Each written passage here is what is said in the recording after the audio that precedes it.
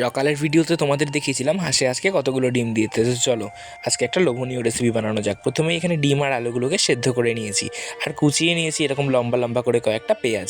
তারপর কড়াইতে দিয়ে দিয়েছি সাদা তেল। তেলটা গরম হলে পেঁয়াজগুলোকে ভেজে নেব। আর এখানে কিন্তু বেরেস্তা বানাতে হবে, তাই একটু লো ফ্লেমে ভাজবে। আর ডিমগুলোর মধ্যে আমি কাঁটা চামচ দিয়ে একটু ফুটো করে দিয়েছি যাতে এর মধ্যে মশলা ঢোকে। তারপর এর উপর দিয়ে দিয়েছিলাম নুন, হলুদ আর লঙ্কার গুঁড়ো দিয়ে খুব ভালোভাবে মাখিয়ে নিতে হবে। এরপর দেখো এদিকে আমার বেরেস্তাটা কিন্তু তৈরি হয়ে গেছে। তো নামিয়ে নিয়েছি। তারপরে সেই একই তেলের মধ্যে ভেজে নিচ্ছি সেই ডিমগুলো ভাজা হয়ে গেলে এর মধ্যে সেদ্ধ করা আলুগুলো ভেজে নিতে হবে। তারপরে ওই একই তেলের মধ্যে দিয়ে দিচ্ছি গোটা গরম মশলা। তারপর ওর মধ্যে দিয়ে দিয়েছিলাম আদা, রসুন আর পেঁয়াজ বাটা।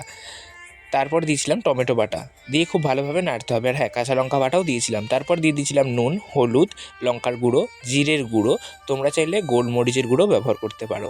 দিয়ে খুব ভালোভাবে মশলাটাকে কষাতে হবে। তারপর দিতে হবে কাজু বাদাম বাটা, তোমরা কিন্তু টক দইও দিতে পারো। তারপর মশলাটাতে সামান্য একটু জল দিয়েছিলাম, আর কি সুন্দর কালার এসছে দেখো, আর দারুণ গন্ধ বেরোচ্ছিল।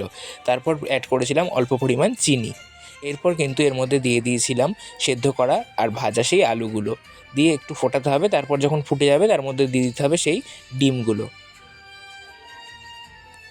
আমি কিন্তু প্রথমবার এই ধরনের একটা রেসিপি বানাচ্ছি, তোমাদের কেমন লাগছে আমায় কমেন্টে জানিও। তো দেখো এখানে কিন্তু ডিম আর আলুর সাথে ঝোলটা খুব সুন্দরভাবে ফুটছে। তারপর শেষে নামানোর আগে ওপর থেকে বেরেস্তাগুলো ছড়িয়ে দিচ্ছি আর দিয়ে দিচ্ছি ধনেপাতা। আজকের রেসিপিটা কেমন লাগলো আমায় জানিও। তো এখানে তৈরি হয়ে গেছে লোভনীয় শাহি ডিমের কারি।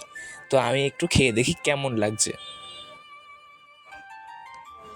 আর তোমরাও যদি এরকম সুন্দর রেসিপি খেতে চাও তাহলে অবশ্যই বাড়িতে একবার ট্রাই করো।